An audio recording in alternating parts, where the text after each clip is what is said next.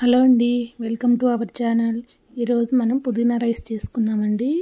దానికోసం కొంచెం పుదీనా, కొంచెం కొత్తిమీర కడిగి శుభ్రం చేసి పెట్టుకున్నానండి. పుదీనా ఈ ఎండలకి ఈ కలర్ వచ్చేసింది. నిన్నేనండి తీసుకుంది, కానీ ఫ్రెష్ అలా అయిపోయింది.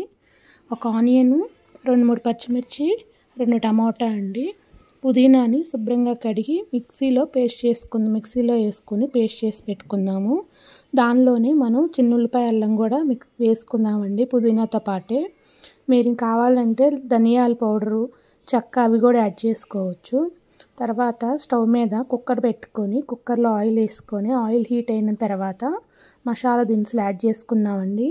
మసాలా దినుసులు వచ్చేసి చెక్క, లవంగం, యాలకులు షాజీరా వేసుకున్నాను. కొంచెం ఆయిల్ అండ్ కొంచెం నెయ్యి వేసుకున్నానండి నేను. మీరు కావాలంటే మొత్తం నెయ్యితో అయినా చేసుకోండి, టేస్ట్ చాలా బాగుంటుంది నెయ్యితో చేసుకున్నా కానీ.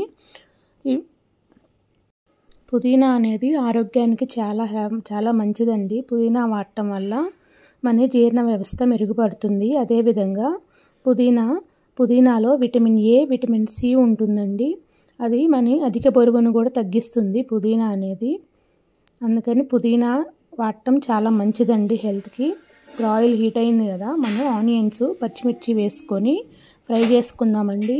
ఆనియన్స్ కొంచెం ఫ్రై అయిన తర్వాత ఈలోపు ఆనియన్స్ ఫ్రై అవుతాయి కదా, ఈలోపు మనం టమాటాలు కట్ చేసి పెట్టుకుందామండి. పుదీనా రైస్లో టమాటా వేసుకోవటం వల్ల టేస్ట్ బాగుంటుంది పుదీనా రైస్.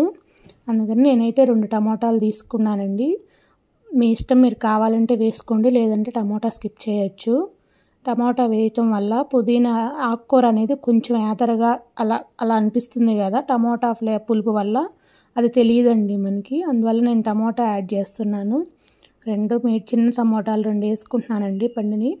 ఇవి కొంచెం సాల్ట్ యాడ్ చేసుకొని మగ్గే వరకు మూత పెడదాము. ఒక 2 మినిట్స్ అయితే టమాటాలు మెత్తగా మగ్గిపోతాయండి. మూత పెట్టేసుకొని మగ్గబెట్టేసుకుందాము.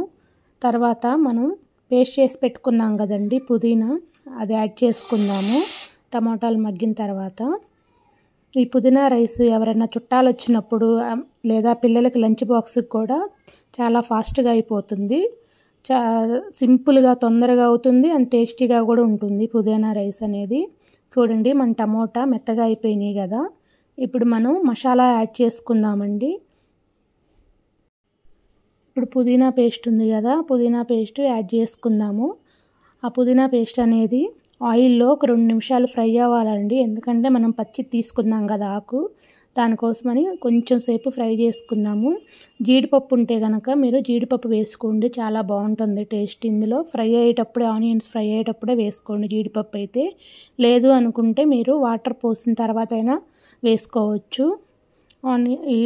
ఒక నిమిషం లేదా 2 నిమిషాలు అలా ఆయిల్లో ఫ్రై అవ్వనిచ్చి మనం రైస్ యాడ్ చేసుకుందామండి. దీనికోసం నేను నార్మల్ రైసే తీసుకుంటున్నాను, బాస్మతి రైస్ లేదు.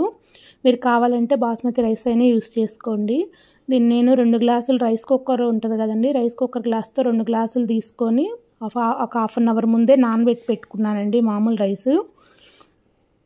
ఇప్పుడు రైస్ యాడ్ చేసుకుందాము. ఈ రైస్ అనేది ఒక 1 మినిట్ అలా పేస్ట్తో కలపాలండి. మసాలాలో చిన్నగా కలుపుకోండి, రైస్ విరిగిపోకుండా స్లోగా చిన్నగా కలిపి పెట్టుకోండి.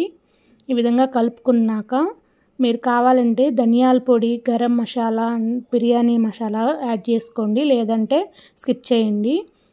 నేనైతే ఫ్లేవర్ కోసం కొంచెం యాడ్ చేస్తున్నాను. అన్నీ ఒక హాఫ్ స్పూను యాడ్ చేస్తున్నాను. ఇందాక మనం పుదీనా వేసుకున్నాం కదా, ఆ టైంలో వేసుకోవాలి. నేను ఇందాక మర్చిపోయానండి, అందుకని ఇప్పుడు వేస్తున్నాను.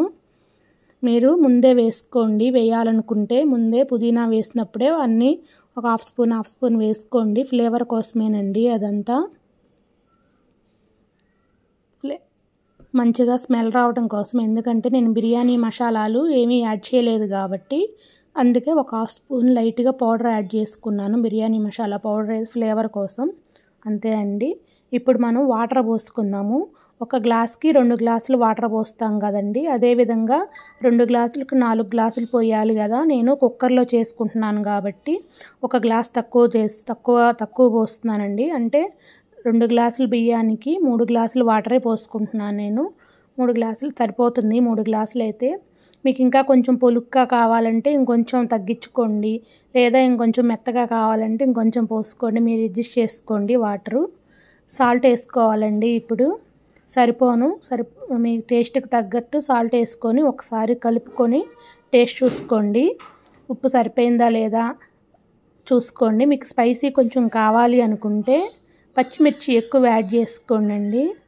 ముందుగానే పచ్చిమిర్చి యాడ్ చేసుకుంటే కొంచెం స్పైసీగా ఉంటుంది పుదీనా రైస్ అనేది. నాకైతే సరిపోతుందండి స్పైసీనెస్, అందుకే నేను కొన్నే వేసుకున్నాను.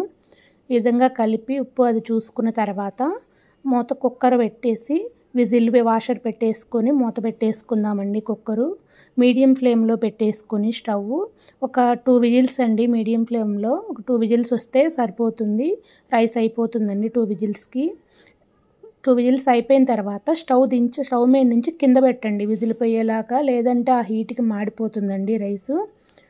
అందుకోసమని పుదీనా రైస్ వాడటం వల్ల ఇంకా మనకి చాలా యూజ్ ఉంది. మనకి జలుబు చేసినప్పుడు, కోల్డ్ ఉన్నప్పుడు, ఇంకా ముక్కులు బిగేయటం, ఇట్లా గొంతులో గరగర ఇలాంటివన్నీ పుదీనా వల్ల దూరం అయిపోతాయండి. పుదీనా ఆకులు రసం అదే వాటర్లో వేడి చేసుకొని ఆ వాటర్ తాగటం వల్ల గొంతులో ఉన్న మంట అంతా పోతుంది జలుబు చేసినప్పుడు. చూడండి మన రైస్ ఇలా అయిపోయింది. ఇప్పుడు మనం సర్వింగ్ బౌల్లో తీసుకొని సర్వ్ చేసుకుందాం. రైతాతో కానీ చికెన్ కర్రీతో కానీ తీసుకుంటే పుదీనా రైస్ టేస్ట్ చాలా బాగుంటుంది. మీకు కనుక మా వీడియో నచ్చినట్టయితే like, share, subscribe to Sravanthi creations.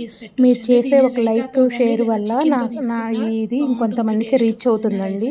కాబట్టి మీరు లైక్ చేయండి, షేర్ చేయండి. నచ్చితే కనుక థ్యాంక్ యూ.